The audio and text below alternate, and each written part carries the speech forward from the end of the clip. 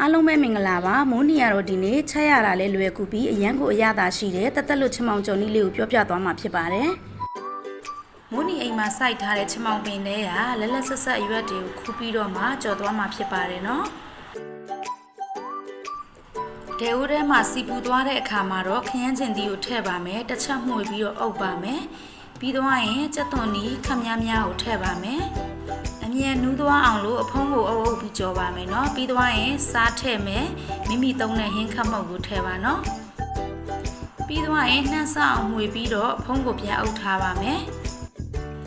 ပြီးတော့ရင်တေချာရေစေးတန့်စင်ထားတဲ့ချမောင်ရွက်တွေကိုထည့်ကြော်မှာဖြစ်ပါတယ်နော်ချမောင်ရွက်တွေကိုအနှဲငယ်နွမ်းသွားအောင်မှွေပြီးတော့မှအဖုံးကိုအုပ်လိုက်ပါမယ်နော်ပြီးတော့ရင်အရေတွေခြောက်ပြီးတော့စီထွက်လာတဲ့အထိကြော်မှာဖြစ်ပါတယ်နော်နူးဖို့လိုသေးတဲ့ထင်ရင်တော့အဖုံးတစ်ခေါက်လောက်ထပ်အုပ်ပြီးကြော်ပေးပါနော်ကြော်ရင်းနဲ့စီတွေထွက်လာတဲ့အချိန်မှာတော့ခြေပေးပါမယ်နော်ဒါကတော့မိမိစိတ်ကြိုက်မခြေရင်လည်းရပါတယ်ကြော်နေရင်းနဲ့လုံးလာပြီဆိုရင်တော့မိမိစိတ်ကြိုက်ငရုတ်သီးအစိမ်းမှုန့်နဲ့ငရုတ်သီးခွဲချမ်းကိုထည့်ကြော်ပါပြီးတော့ရင်ခွဲထားတဲ့ငရုတ်သီးစိမ်းအတောက်နဲ့အချောင်းလေးတွေဖြတ်ထားတဲ့ဂျင်းတွေကိုထည့်ကြော်ပါတယ်နော်ငရုတ်သီးစိမ်းနည်းနည်းနူးအောင်ဖုံးခဏအုပ်ပါတယ်ပြီးတော့ရင်ဖြတ်ထားတဲ့ကြက်သွန်ဖြူတွေကိုထည့်ပြီးတော့မှမီးဖိုချက်ချင်းပိတ်လိုက်ပါတယ်နော်ကြက်သွန်ဖြူကကြက်သွားရင်စားမကောင်းပါဘူးနော်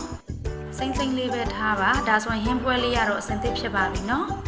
ဗီဒီယိုလေးကိုသဘောကျတယ်ဆိုရင်တော့ like and share လုပ်ပြီး comment လေးတွေပေးဖို့မမေ့ပါနဲ့နော်ဒါဆိုရင်အားလုံးပဲတတဘိုင် see you take care ပါနောက်ဗီဒီယိုတစ်ခုမှပြန်ဆောင်ကြမယ်နော်